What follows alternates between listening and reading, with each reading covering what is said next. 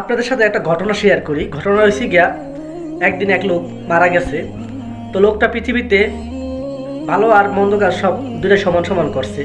তো মারা যাওয়ার পরে ফেরেশতারা তার আমলনামা চেক করে দেখে কি এই লোকটা ভালো কাজে যতটুকু করছে, খারাপ কাজ যতটুকু করছে। এখন ফেরেশতারা বুঝতেছে না এই লোকটারে কি করা যায়, আরে কি দোজকে দিব না বেচতে দিব। তো ফেরেশতারা তো কনফিউজ, কি করব।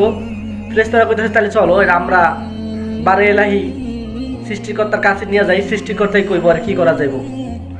তো খোদার কাছে যাইয়া কয়, ইয়া খোদা, ইয়া আল্লাহ, ইয়া রব, এই লোকটা পৃথিবীতে ভালো মন্দ দুইটাই সমান সমান করছে, তাহলে আমরা এখন আরে কি করবো, আরে দোজকে দিব না আরে বেচতে দিব।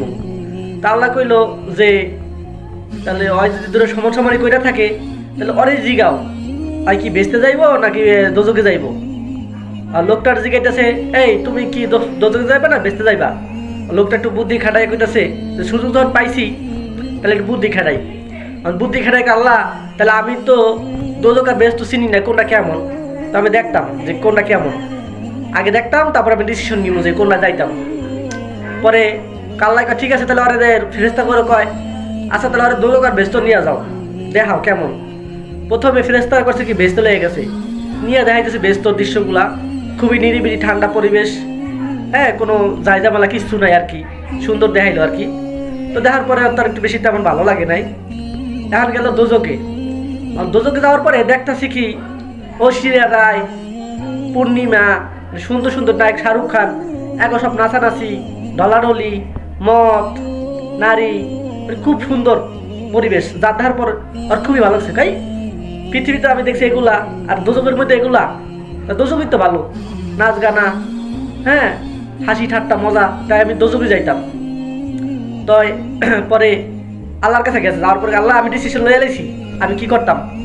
কি ডিসিশন লইছো? আল্লাহ আমি দোজকে যাইয়াম। দোজকে যাবি বুঝা দেখিস কিন্তু।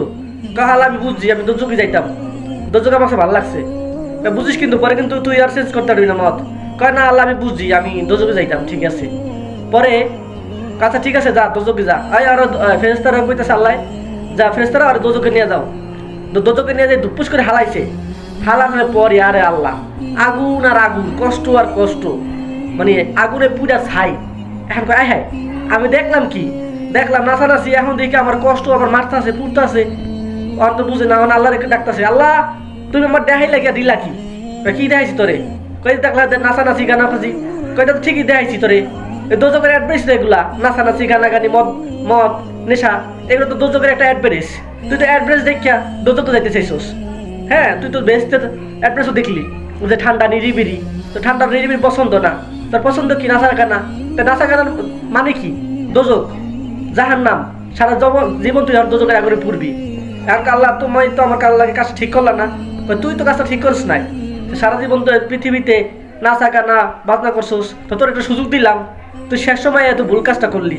তুই বাইসা নিলি কি নাচা গানা, তুই যদি ঠান্ডা নিরিবির বাইসা নিতি তো দোজকে যাইতি। তাহলে আমরা কি বুঝতে পারলাম? আমরা বুঝলাম যে পৃথিবীতে নাচ গান মদ নেশা এগুলো হচ্ছে কি একটা বিজ্ঞাপন, অ্যাডভার্টাইজ দোজকের। তা আমরা চিন্তা ভাবনা করবো যে আমরা জানি এইসব কাজ না করি, ঠিক আছে। আমরা 5 ওয়াক্ত নামাজ পড়বো, আল্লাহর ইবাদত করবো এবং ভালো ভালো কাজ করবো, ঠিক আছে। তাহলে জানি আমরা পরকালে জান্নাতে যাইতে পারি। তো এই লোকটার মতো ভুল কাজ না করি ইনশাল্লাহ। যদি আমার কথাটা ভালো লাগে, আমার এই কাল্পনিক কাহিনীটা ভালো লাগে, তাহলে অবশ্যই আপনারা আমার ভিডিওকে লাইক করে দেবেন ইনশাআল্লাহ।